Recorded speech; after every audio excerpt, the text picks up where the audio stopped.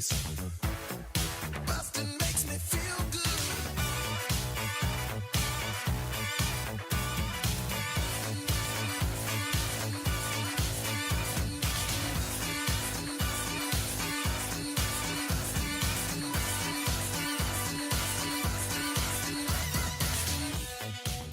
Hi, everybody. Welcome to another episode of Blockbusting, the podcast where we love to hate the movies. I'm your host, Jay Light. Joining me today, my guest, Stuart Thompson. Hi, how are you, everybody? How are you, Stuart? I'm hanging, man. How are you? I'm pretty good. I am I'm sweating already. Yeah, me too. I feel it on my back. I tried to gold bond up before I came into the studio today. It was not very effective. Yeah, gold bonding is it's an endeavor in itself. Yeah. It's I don't have air conditioning in my apartment, so I have to have a fan blowing in my room at all times in the summertime. Yeah, just fans that are coordinated and triangulated all on you. And now it just anytime I try and I apply Gold Bond to myself, it gets caught in the fan, so I just am living in a perpetual medicated body powder fog at all times.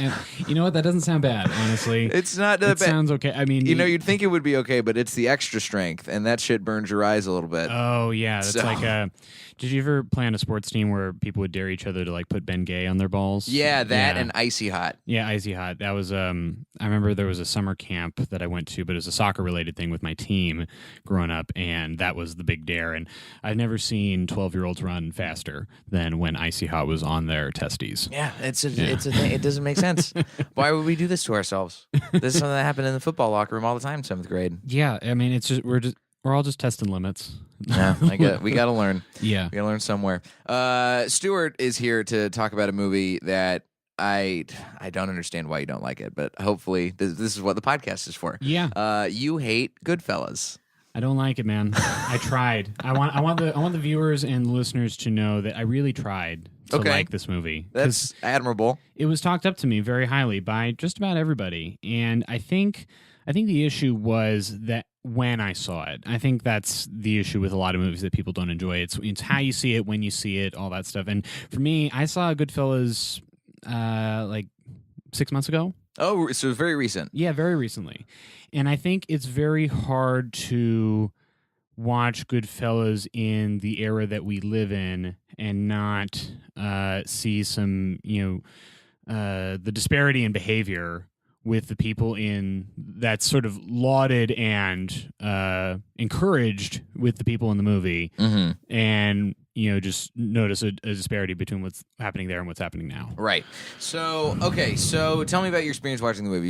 You saw it 6 months ago. Yeah. Were you watching it by yourself, with other people? I was watching it with my girlfriend. Okay, cool. And did you said it had been hyped up to you beforehand. It is definitely, for those of you who haven't seen Goodfellas yet, just a brief synopsis.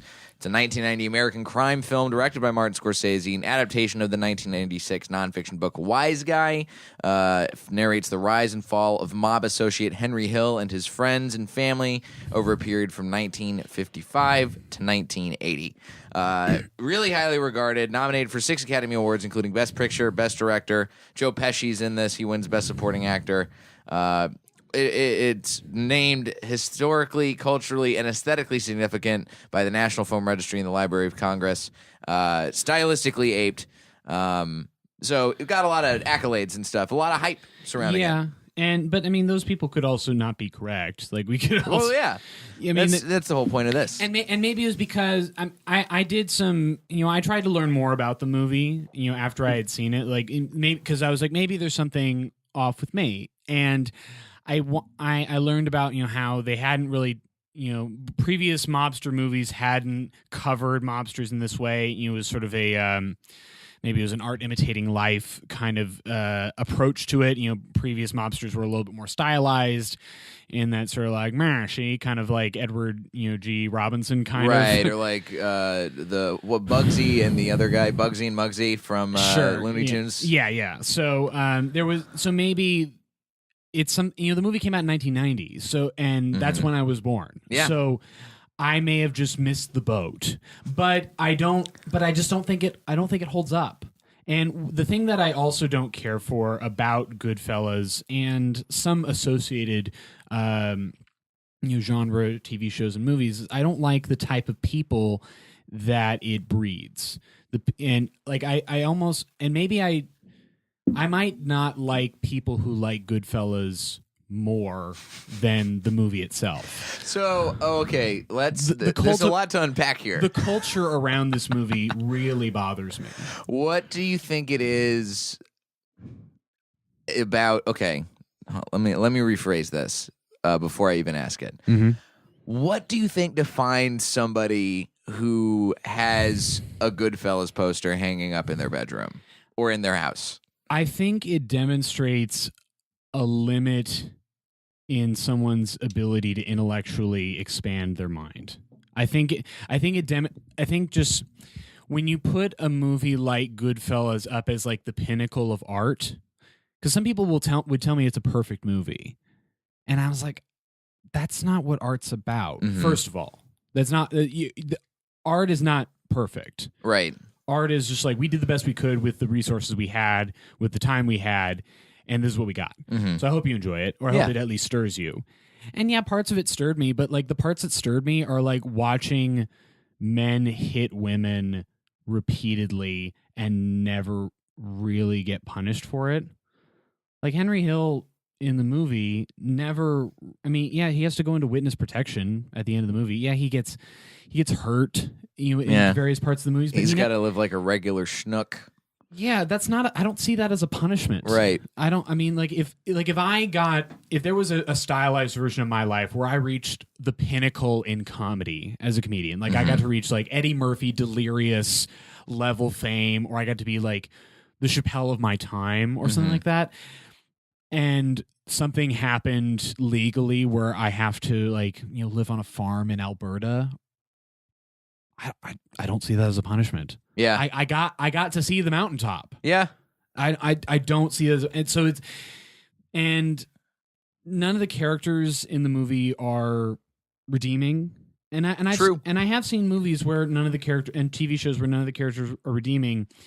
And I have enjoyed them in various capacities. Mm-hmm. And it's not to say I don't like mobster movies or TV shows. I have enjoyed plenty of mobster movies that have happened after Goodfellas. I think the characters in Goodfellas and the way the movie just sort of dictated to us is not. I don't know if that makes it. I don't know if that makes it a good movie. So here's what I think. I know I'm jumping around a lot. By no, the it's way. okay. Let's jump. I think the thing. So what stands out to me on the mobster movie front and sort of the crime movie front, and how it's sort of the reason why this movie spawned imitators in a way that, say, The Godfather didn't, is because I think that this movie finally took the lifestyle that is sort of shown off and glamorized in the movie and made it feel accessible to people in a way that The Godfather didn't. Like The Godfather and The Godfather 2. I haven't seen Godfather 3 because everybody says don't see it. I don't really give a shit. Neither have I. But it's got this whole grand Baroque, very heady. It's like this complete upper echelon that you can't really break through. Yeah, it seems impenetrable. It's almost like a Renaissance painting. Yes, yeah. Exactly. And this is not a Renaissance painting. This is pop art. Yeah, this is Andy Warhol doing a mobster movie, or maybe even like a photograph. Yeah. It feels it feels like something that people could get in because it shows them down to earth stuff like making the gravy in prison and doing all this stuff with their and like normal suburban shit is going on, and I can see why this is what spawned stuff. More traditional mob TV and film like The Sopranos, sure, or even like Casino, which I enjoyed, right? Very, very directly in line with this movie. Yeah, and for some reason I enjoyed Casino a lot more, and I think it was because De Niro's character in Casino is a much more accessible figure. Mm-hmm. I think a lot of us can relate to De Niro's character in Casino. I can't remember the guy's name. I'm gonna be honest, but I don't know if I can relate to Jimmy Conway, his character in Goodfellas, right? Or even Henry Hill in that way. I guess I could relate to the fact that Yeah, you can start from nothing. You can, be a part of something that's bigger than you, and show your stripes, earn those stripes, and maybe become a larger figure in that scene. And sure, there's 1.5 billion movies that offer that same storyline, that same arc. And stylistically, I also I need to make sure this is known. I hate the fashion. Goodfellas. You're not a suits man. I love a suit. I look good in a suit, but I look good in a suit that's not made in 1989 because the look that these people are trying to embody, it's just nothing. It's nothing I want to be. There's nothing about this movie that I want to be a part of. And maybe that's just it. Maybe I've come to a bit of a zen with certain pieces of art. I've come out with comedy specials, and I've seen it with other types of movies. Like, some shit isn't for me. Yeah. And I'm okay with that. And if you the listener, or you the viewer, love Goodfellas, that's fine. You're welcome to enjoy it. It can be your prize if you choose for it to be. I think there's more to this world than Goodfellas, though, because people put it on such a high pedestal.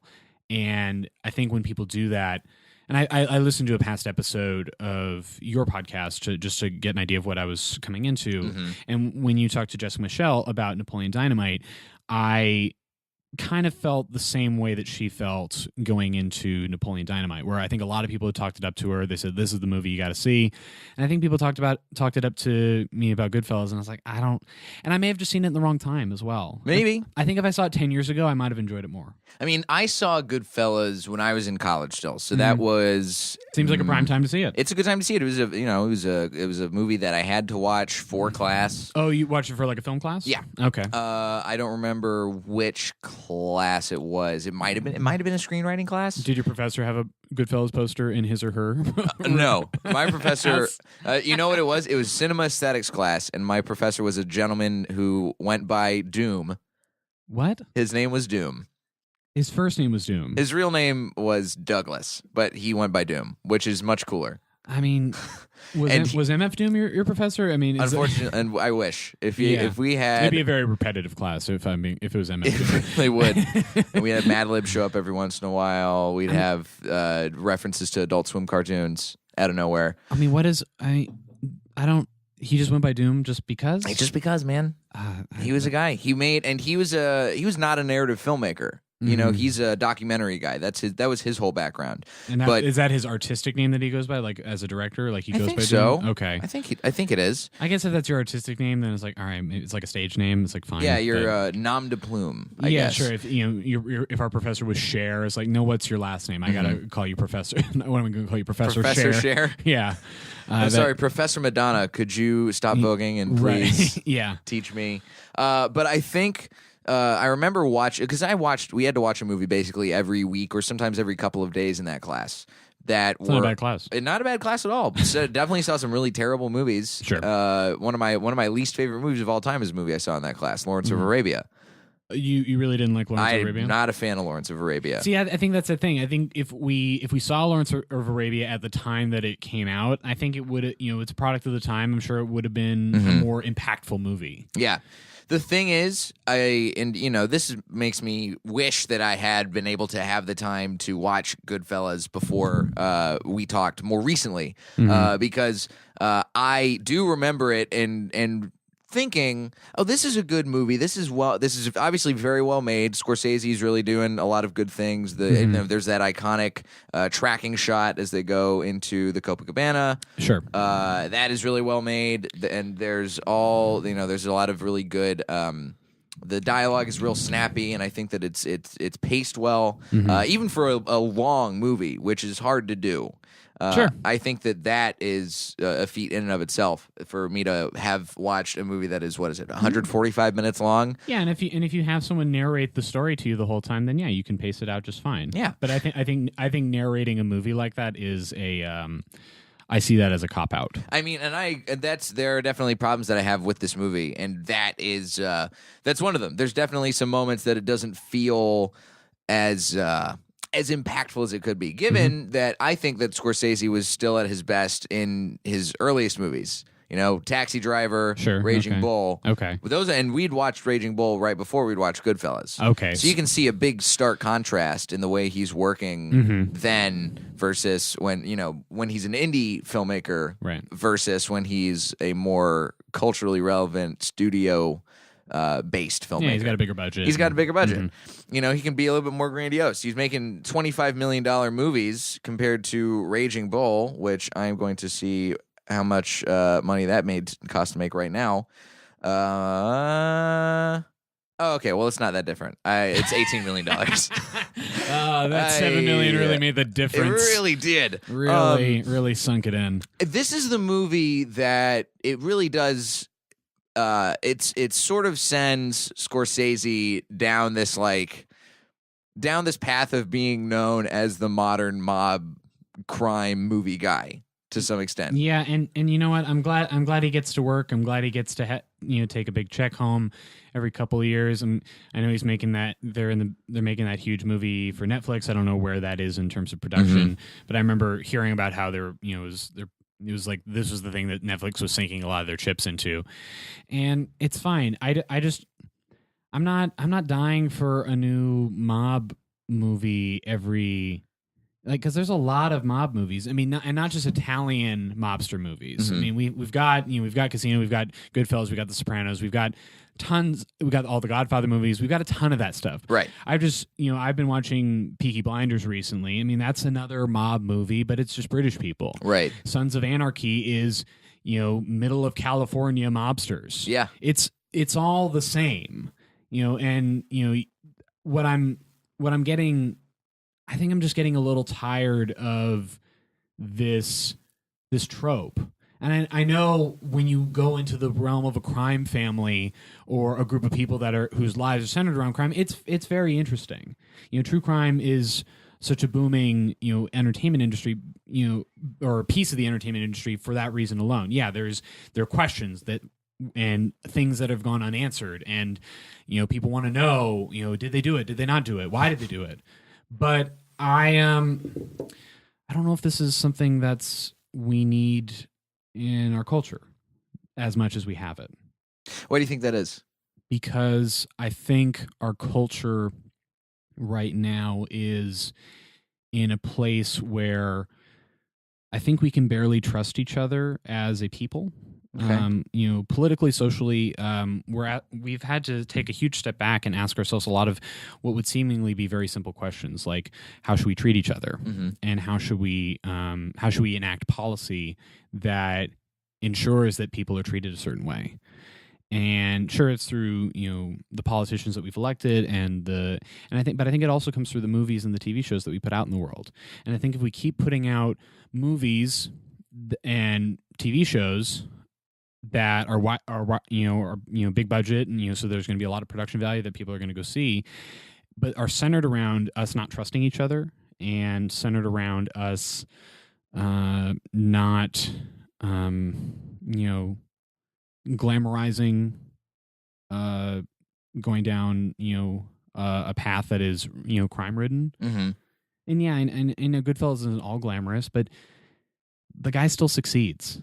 Yeah. He still makes a lot of fucking money. He makes a lot of money. He gets to have all the cool trappings of wealth. He gets to hit his wife as much as he wants. Yeah, that's a real wealthy man's thing. That's glamorized. Yeah. So if you think that Goodfellas is like a real cinema realite kind of movie, I think that's not a correct point to make. So I think since Goodfellas is really the start of that in 1990. I mean, I'm not a film buff, so maybe there's movies before that. Your viewers and your listeners are free. I mean, free there to, certainly are movies before that glamorized, and even the thing like Godfather, Yeah, right? Godfather sure. definitely glamorized it, but it was out of reach. But to glamorize it on a real level, Goodfellas did accomplish that. Yes, and I'll grant it that. But I'm not saying like we all have to live like a blessed righteous existence, but could we at least try to work that way? Because the world we live in is really fucked up, and even for those of us, I mean, we're both very lucky people. We get to perform comedy in California, in America, with all in the midst of all the shit that's going on right now. Oh, yeah. We still get to, make money doing comedy and working in entertainment. So we're very lucky people. So it's not like we're all on the streets fighting, for our right to live and our right to eat and our right and just civil rights. But, if things keep going down the way they're going, it's going to get dicier and dicier. And I think that movies and TV shows are very powerful.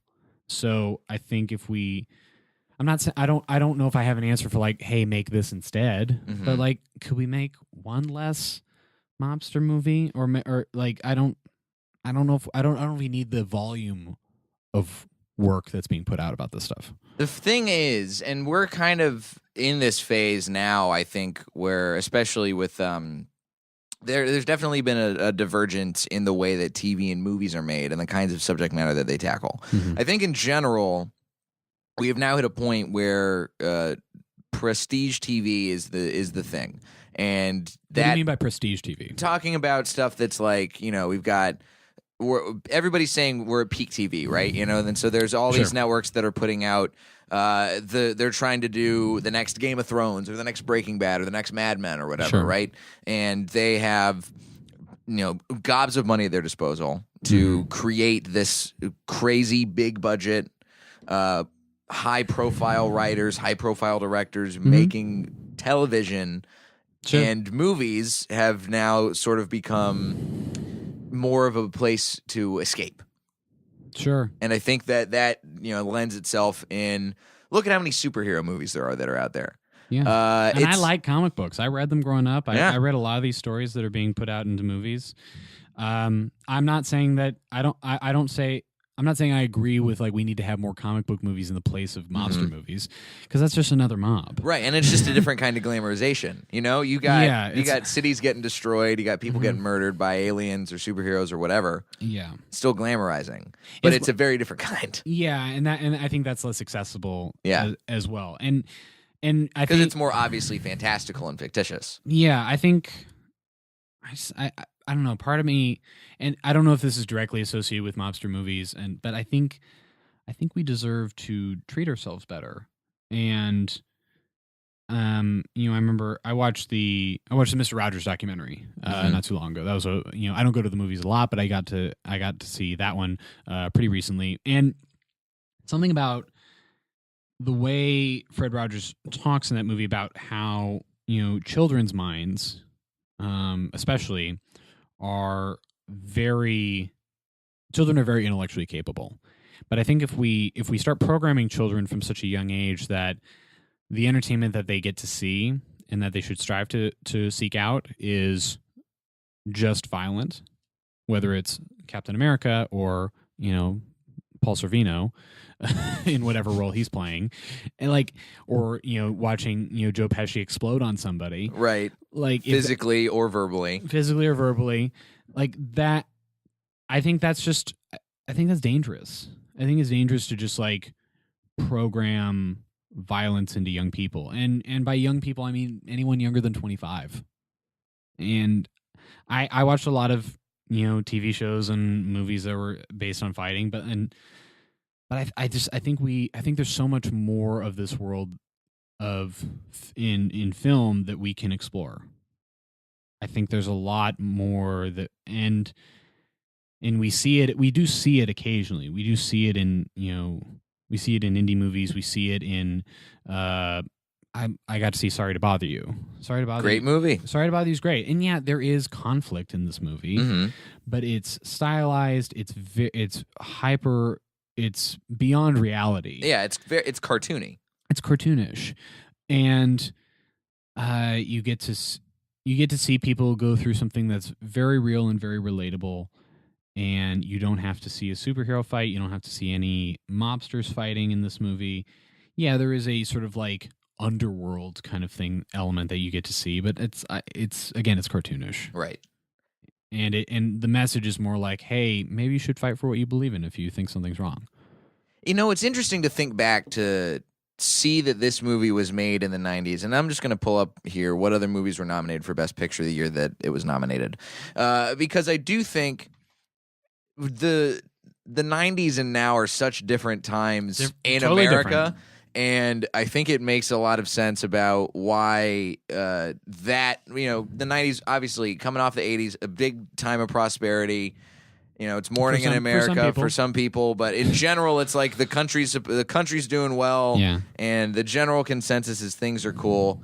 This is what was nominated for Best Picture that year: The Godfather Part 3, Okay. Goodfellas, Ghost, Okay. Awakenings, which I have never heard of. That movie sounds very familiar. I don't, but it's just escaped me what that movie is. Let's look up what this movie is. It's about a movie that helped people who were in comas for a long time wake up. It's a movie about. Oh, I think Robin Williams is in that movie. He might be. Yeah, no, I remember. I just saw the Robin Williams documentary, and they have clips of Awakenings where he's throwing a ball to patients who are having trouble. Yeah, Robert De Niro and Robin Williams okay, great. playing alongside each other. So Robert De Niro was in what, 3 of the movies that were? He was also in Ghost. He was an uncredited extra in Ghost. He was the pottery. And then Dances with Wolves won Best Picture. Oh, so wait, Dances with Wolves was the other movie that was nominated? Yes. As Goodfellas? Dances with Wolves was in the same year, and it won. Oh, I see. Okay. Well, So very different kinds of movies that are getting nominated. Sure. In terms of I mean, Godfather Part 3 and Goodfellas, I'm sure, are similar, relatively similar, but it's all like, look at what got nominated for Best Picture. Let's go with last year. The Shape of Water, which won? Call Me by Your Name, Darkest Hour, Dunkirk, Get Out, Lady Bird, Phantom Thread, The Post, 3 Billboards Outside Ebbing, Missouri. So none of those movies are really about, except for, there's the argument to be made that the 3 Billboards does glamorize bad behavior in several ways. That's an argument that's been made. Yeah. I don't know how much I agree with it, but it's been made. Okay. But none of those movies are really here to be like, let's glamour, let's we're living in excess. Let's show some other people living in excess. Sure. Yeah. I don't know. I think if you're having sex with fish, you probably might be living in some sort of excess. Yeah. Sure. A janitor who's marginalized and masturbates a bunch on camera, totally living in excess, totally living her best life. I don't know. If you've exhausted all your human possibilities, that's... Call Me by Your Name is the closest that anybody on that movie is to living their best life. Sure. Or the people, or the white people in Get Out. Sure. They also come very close to living their best lives. Yeah. And I'll admit I haven't seen a lot of those movies, but I saw Call Me by Your Name, and that movie was far more moving and far more interesting than a movie like Goodfellas. Yeah, and I can't. And it makes me. There's a part of me that wishes that I wasn't just born in 1990 and that I could have existed as at least a functioning, at least a teenager, so I could be sort of aware of my surroundings in 1990 and known what the landscape was like and how it led to this. The list of movies that won Best Picture throughout the whole 90s, a lot of depressing stuff. Dances with Wolves, Silence of the Lambs, Unforgiven, which I guess is not really depressing. It's a Western. I don't really know. Schindler's List, Forrest Gump, Braveheart, English Patient, Titanic, Shakespeare in Love, American Beauty. Yeah. A lot of bleak picks in there. I will say I maintain that Silence of the Lambs is a fantastic movie. I have not seen Silence of the Lambs. Really? That's one of my great cinematic blind spots. Yeah, how are you with horror movies and thrillers? I love them. You do? Yes. Okay. I have turned from someone who basically was completely turned off from the idea of them into a big horror and thriller film fan. My favorite movie this year so far is Hereditary. Okay. I think it's by far the best one. See, I can't watch those kinds of movies just because I can't have I can't let my mind believe, I can't have those pictures enter my mind. Because I welcome the comments that I may be a fragile person or a weak millennial, the words that get thrown around. Right. The kinds of stuff that is going to pop up amongst my film fan listener base. And whatever your listenership is. I'm sure there's some people who are a little bit more mature, maybe just believe that there is a to quote George Carlin, a pussification of our generation. And yeah, maybe that's true. But I like, I'm a very sensitive person, and I do like to regulate what comes into my world, and to a degree that I can control that. And yeah, I don't need to see people on fire and being possessed, like in the movie Hereditary, as it was described to me. I don't need to see that. I don't need that in my world, and I don't need to see people killing each other to the extent that they are in a lot of these mobster movies. Right. So, I mean, Goodfellas, there's a lot of really brutal deaths. Scorsese had to cut frames of movie to keep it at an R rating and not from being NC-17. Sure. Yeah. And, it's... I'm not saying don't make the movie. I'm just, it's just those kinds of movies are not for me. That's fair. Yeah, I need to... I don't know. This is such a... I understand that movies are about escapism, but what I'm trying to escape when I go to the movie theater is I'm trying to feel better. Mm-hmm. I'm not trying to feel more frightened, more paranoid than I already am. I'm not trying to feel more on edge. I don't need that. I would like to feel more positive. So weak, such a weak millennial wearing your gun club shirt. Yeah. I understand. Yeah, the irony of wearing a V-neck gun club shirt. Yeah. I went to the gun range only to realize that, like, hey, maybe I shouldn't have one of these. Fair. Yeah. I have two more questions. Okay. I know we went very off track, but it's all right. This is what we're here for. Sure. Joe Pesci wins Best Supporting Actor for this movie. Now, imagine that Goodfellas doesn't exist. How much work does Joe Pesci get realistically over the course of his career? So imagine Goodfellas is never made? Yes. What kinds of movies is Joe Pesci going to be doing? Is he going to keep playing? Is he going to wind up making his big break, being sort of the bumbling guy in Home Alone? Yeah, and maybe the career changes. I don't know what kind of movies he would be in necessarily if he wasn't in Goodfellas. Was Goodfellas his first major motion picture that he was in? He was in Raging Bull. This is this is his career path. Raging Bull. He was in a lot of mobster movies after that, including Once Upon a Time in America. He was in Goodfellas. He was in My Cousin Vinny, which is sort of a mob adjacent movie. A Bronx Tale. He was in Casino, right? He was in Casino. He was in, let's see, Lethal Weapon 2. Yeah, I don't see Joe Pesci starving. I think by not doing Goodfellas. I think he'll be okay. Yeah, he might be less iconic, but I can see him being a working actor. He's a fine actor. I mean, he's in a movie called 8 Heads in a Duffel Bag, playing a character named Tommy Spinelli. Yeah, that movie definitely does not get made if Goodfellas doesn't get made. I say that movie. That movie could be the one that launches him. Honestly, you think so? Oh yeah. I mean, Joe Pesci, Christy Swanson, and David Spade. 8 Heads in a Duffel Bag. Hell of a cast. Yeah. Yeah, it's star-studded for the time, I'm sure. Yeah, I don't see, just because Goodfellas doesn't happen doesn't mean that all these people end up not. It's a star-studded cast, and maybe Ray Liotta's rise to stardom is different because I know that was Ray Liotta's first big movie. Yep, for sure. But you know what? If we lose Blue Bloods because Goodfellas doesn't get made, or Shades of Blue, whatever the fuck cop movie, close enough, cop show he's in, I don't care. So my dad watches one less cop show on his DVR. I don't see that as a big loss, honestly. I think I'm with you on that one. The less Jennifer Lopez playing a serious role on a cop show, the better. Yeah, I don't think we miss a lot. No. My other question is, you've talked a lot about the kinds of movies that you enjoy, and the kinds of things that you would like to see portrayed more of on cinema. What is a movie that you would recommend to people that they watch that sort of exemplifies the direction that you think film should either be going in or sort of already, something that kind of tracks with the way you already think about the way you approach watching movies? You do documentaries count, or do you want it just documentaries count? I got 4 for you. I got and they're ones I already mentioned. Sorry to Bother You, which just came out. the Robin Williams documentary, which is on HBO Go. I think it's Come Inside My Mind, is what it's called.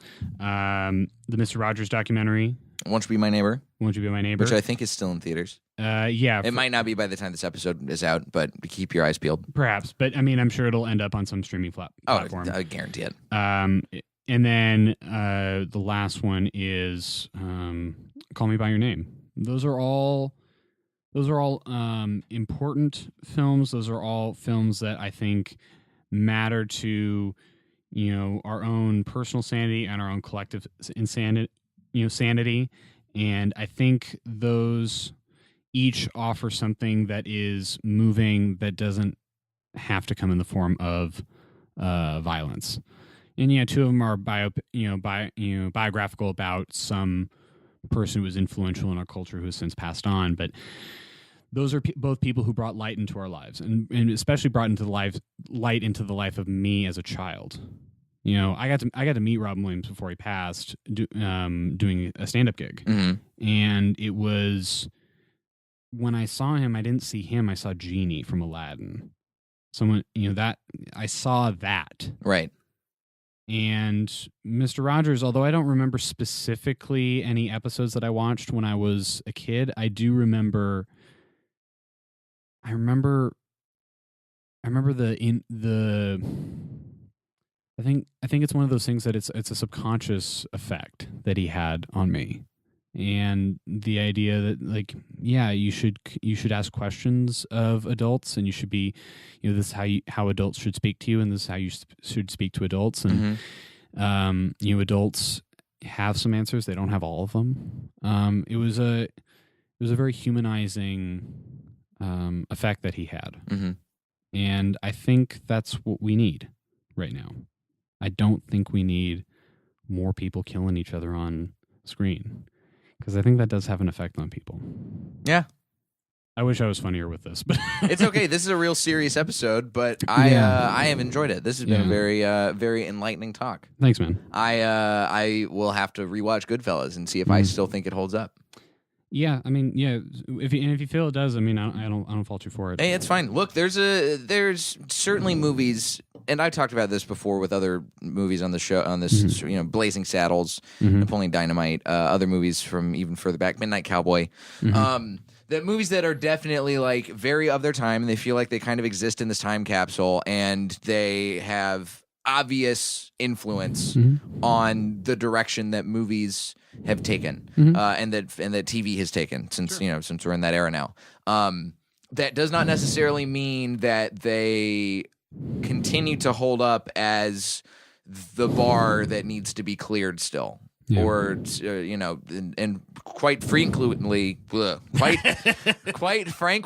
frequently, so often do these things get cleared. The bar gets cleared constantly, and I would be willing to bet, as much as I do enjoy some of the stuff that is done in Goodfellas, I enjoy other iterations of that more. Tracking shots have been done dozens of times, hundreds of times, honestly, in movies, and done in a way that is cooler than the one in Goodfellas. Yeah, you can watch Birdman and get that too. Yeah, or Gravity, or even Children. I mean, and basically any Alfonso Cuarón movie is going to have a better tracking shot than Goodfellas does. Sure.